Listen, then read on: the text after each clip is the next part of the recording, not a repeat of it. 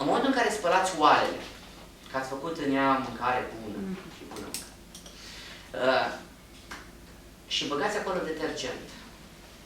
Și detergentul ăla, în el are și silicon, și petrol, și... Clătiți oala respectivă, după aia băgați-o la nasul în ea. Mai miroasă? Nu dau nume la detergent, dar am spălat, m-a pus nevastă mea să spăl, acum nu de mult, niște oale. Pline cu un soare pe acolo. Am frecat eu pe acolo, s-a dus în soarea, și miroasă mie oală. Mai frec o dată, n-am plătit-o. Mai plătesc o dată, cum am priceput eu acolo. M-am dat seama de un lucru, că nu prea pleacă mirosul ăla de acolo. Și stric la nevastă mea, Mariana, da, oala asta. Cum iese mirosul din ea? Și îmi zice, ia și pune niște cartofi și fierbe-i. Tot mirosul se ia din oală și se duce în cartofi. Și cartofii ajung la mine în intestin. Și acolo în intestin fac exact ce v-am povestit mai devreme.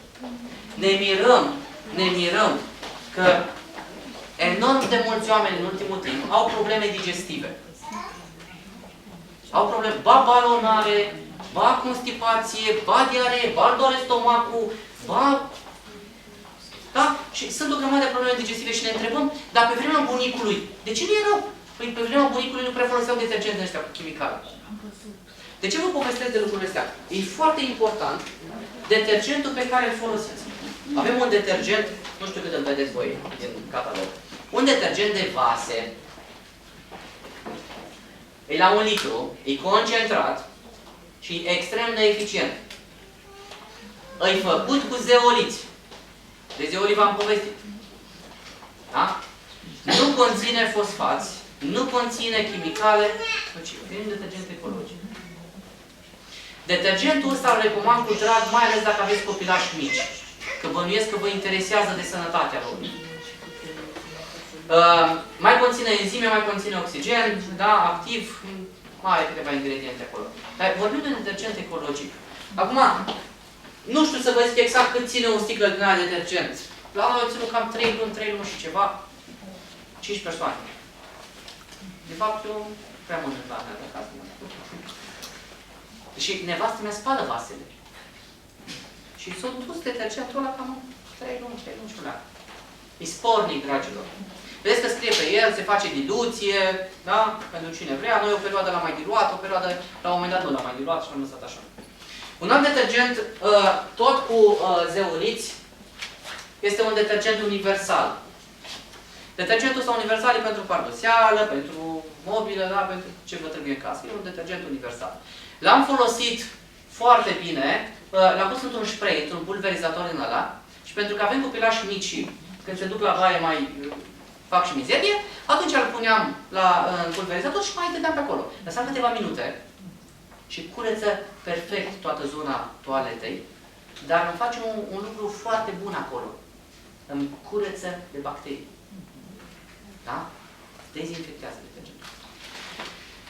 Mai avem un detergent de rufe, care are tot zeoliți în compoziție, dar acolo trebuie să vă uitați pe spate, că nu mai puneți cu cana detergent de data asta mașină de spălat, ci vă uitați că aveți acolo câteva instrucțiuni după care îl folosiți. E vorba de o pungă de detergent la 3 kg. Nu mai este cu albastru, este cu alb acum, că eu schimbat punga, asta era la 2 kg, acum am făcut la 3 kg. Tot detergent ecologic, tot cu zeoliți. Un detergent la care nu folosești calgon. Pentru că zeolitul îmi curețe calcarul cu mașina de spălat. Am pățit-o acasă și am pus, n-am știut. Ce să vă zic? N-am știut. Și spre rușinea mea vă zic că nici n-am citit.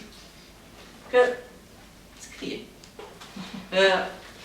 Și am pus împreună cu rufe albe. Vă recunosc că am pus eu rufele. Și am pus rufele albe, am pus detergent și mi le-au făcut galbene. Mi-au luat calcarul cu mașina de spălat și mi le-au băgat în rufe. Acum, în momentul în care pățiți așa, înseamnă că mașina dumneavoastră are prea mult calcar și trebuie să le mai spălați odată. Prima tură, dați-o împreună cu detergent, cu un covor, cu papuci, cu rufe negre, cu rufe de muncă, nu știu, da? Ca să-mi curețe mașina de calcarul de acolo. Detergentul ăsta este foarte bun pentru persoanele care au alergii la detergent. Ați văzut de copii care fac alergie de la anumite... și te mai mănâncă și mai scarpină cămașa. Nu? Noi am pățit-o. Și tot trebuia să schimb detergentul, că îl mânca cămașa pe ficior. Și iar schimbam detergentul. Și iar, da? Până când, la un moment dat, am dat un detergent care era mai ok pentru pielea lui. Dar vedeți că pielea e cel mai mare organ. Și eu stau cu o cămașă, o jumătate de zi sau o zi. Și cămașa asta, când o spăl, rămâne în ea detergent. Dacă mai folosești și cocolină sau eu știu altă minunăție, alea toate rămân acolo. Nu știu de ce le folosim. Să mirați frumos, da. După părerea mea, e cel mai nociv lucru. După părerea mea, e cel mai nociv lucru. Pentru că orice lucru care îl pui pe piele, îți pătrunde în interior. Orice lucru care îl pui pe piele, îți pătrunde în interior. Acum, detergentul ăsta care rămâne în cămașă, îmi pătrunde încet, încet prin piele. Am o prietenă, e asistentă pe la spiritual. Și mi-a zis așa, Robert, fii atent. Dacă vine cineva și donează niște urină, acolo putem găsi substanțele care sunt în vopseaua de păr. Sau substanțele care le găsești pe la crema de față. Sau, da? Păi închipuiți-vă că detergentul ăla se transferă încet, încet prin piele. Și ne mirăm după aceea că trebuie să ajungem la medic. De asta v-am zis că sănătatea nu începe de la medic, dragilor. Sănătatea începe de la dumneavoastră de acasă, de la grija pe care o aveți față de corpul dumneavoastră.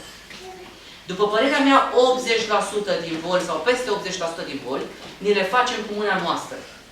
Și nu-ți vinovați părinții, nu-i vinovată bunica, sau tot neamul că a avut cardiopatie ischemică și a avut probleme cu circulația, sau probleme cu inima. Și zicem așa, mama a avut probleme cu inima, bunica la fel, deci eu am să am probleme cu inima. Nu. Ălea mi le fac cu mâna mea. E adevărat că dacă tot neamul mi-a avut probleme cu inima, e foarte adevărat că sunt predispus și am să le am mai rapid decât o să le aveți dumneavoastră. E adevărat că dacă la noi în neam sunt persoane care au avut tumori, cancer, suntem predispuși, dar nu este obligatoriu să-l declanșăm. Ține foarte mult de noi. Ține foarte mult de educația noastră. De felul în care noi ne comportăm cu trupul